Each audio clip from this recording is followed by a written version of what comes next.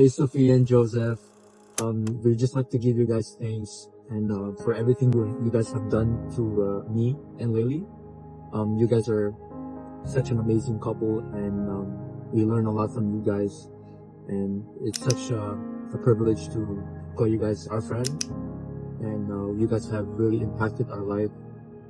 You guys are a big inspiration to us. And we hope that you guys are gonna have a good life in this new chapter, moving on.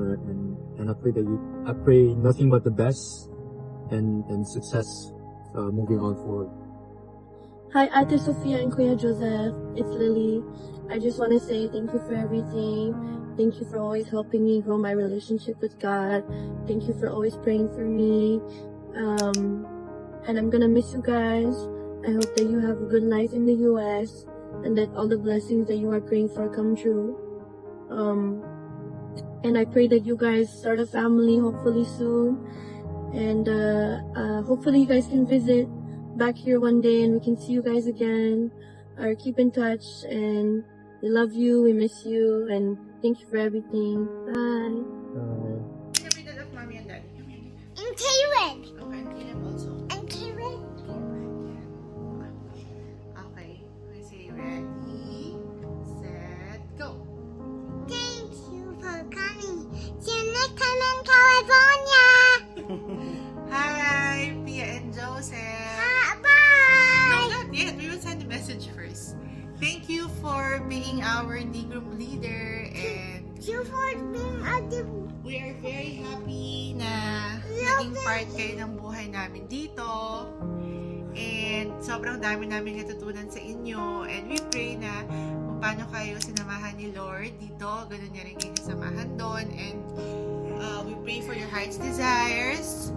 And we pray na magkita-kita ulit tayo soon. For sure we're gonna go to California. done. Not yet. Daddy na I have a send message first. Same. No, we wish you all the best. We pray for your success going to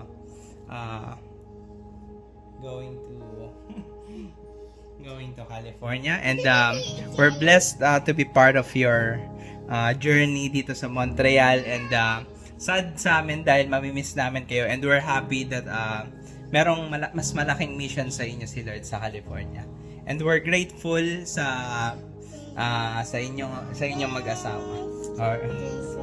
We're gonna miss you. We're gonna miss Lopez you. Family. Bye bye. Say see you in. See you in California. Yeah, in Palm Springs. Bye. God bless. This is my father. He wants it. Hi, Joseph and Sophia. Unang-una sa lahat, thank you for being our first friend here in Canada. Kasi unang-una, merit ko. Bago pa lang kasi kami kasal noon nung pumunta kami dito. So, parang kayo yung first support system namin. Kayo yung nilulook up namin, especially for me, kay Bro Joseph, kung paano niya i-treat si Sophia. So, sabi ko nga kay Joy lagi na si Joseph ay sobrang parang nilulook up ko palagi kung paano yung the way na i-treat yung wife natin.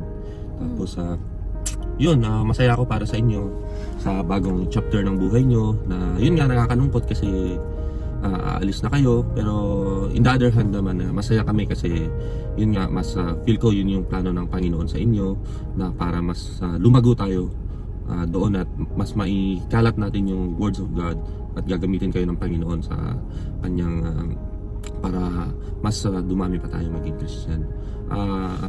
I know it's not a goodbye, pero alam ko't magkikita pa tayo ulit. Ayun, thank you din sa pagiging intentional sa amin ni Joy, sa palaging pangamusta, kung kamusta yung namin palagi, yung faith namin palagi sa Panginoon. At salamat sa lahat, Bro Joseph, salamat si Sophia, at see you soon. Ayan, yung sa akin naman, thank you sa inyong, thanks God sa life ninyo kasi nga talagang na-bless kami. Although, yun nga, aalis na kayo, tapos hindi naman tayo magkakasama physically. Pero we know na hindi naman doon nagtatapos yung relationship natin with each other. Alam ko na mas mag-grow nga kayo doon, and ganun din sa amin dito na maiiwan sa Canada. And ayun lang, we just want you to know na isa kayo sa mga best people na na-meet namin. And nakita ko yung hearts ninyo na talagang hindi nyo kami tinigilan ni Julius. Although, yeah, may mga times na nag-slack off kami going to church. Pero like, ayun nga, nandun pa rin yung heart namin to like, you know, really be with you guys. Kasi alam namin na si Lord may ginagawa siya behind the scenes. Kayo yung isa sa mga tao na tinitingnan namin when it comes to our marriage. So, napaka-thankful namin sa Panginoon sa buhay ninyo. So, yun lang. Just want to let you know na like kami magpe-pray for you guys. Magiging tough yung season nyo ngayon, but we know na everything will be okay, everything will be provided by the Lord. And yun lang, keep in touch guys. We love you. Next time nakita na kayo, may mga babies na tayo. Oo. We are praying. Yes. Okay guys, bye-bye. See you soon. See you soon. Hello guys. Muna ka lang.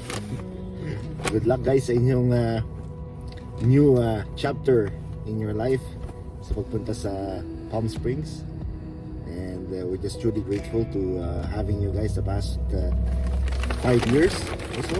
4 or 5 years that we've known each other, and we've become close with you guys, and along with the Lord, along with the group.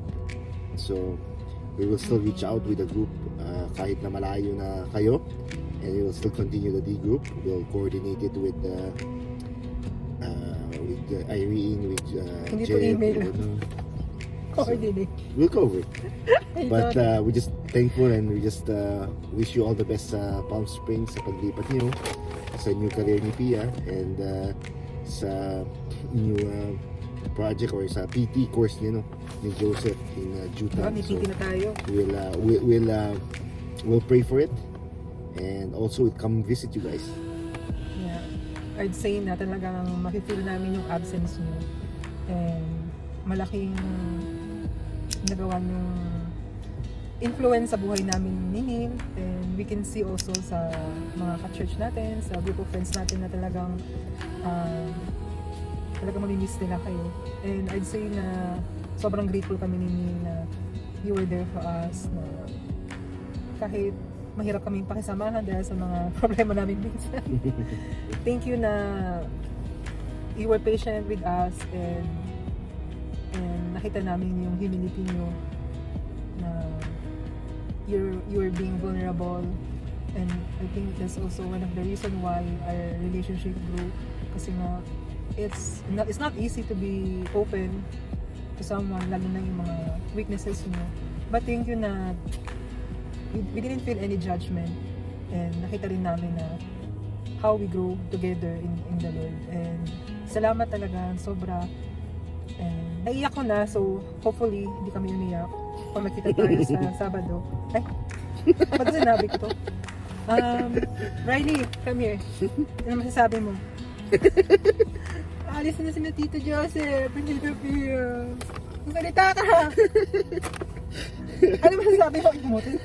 Yun lang guys, and syempre you have a home here sa Canada kung kailangan nyo matutuluyan kahit isang taon pa. Charot. We're gonna miss you and we love you. Yeah, I love you. Bye-bye. Yeah. See you soon.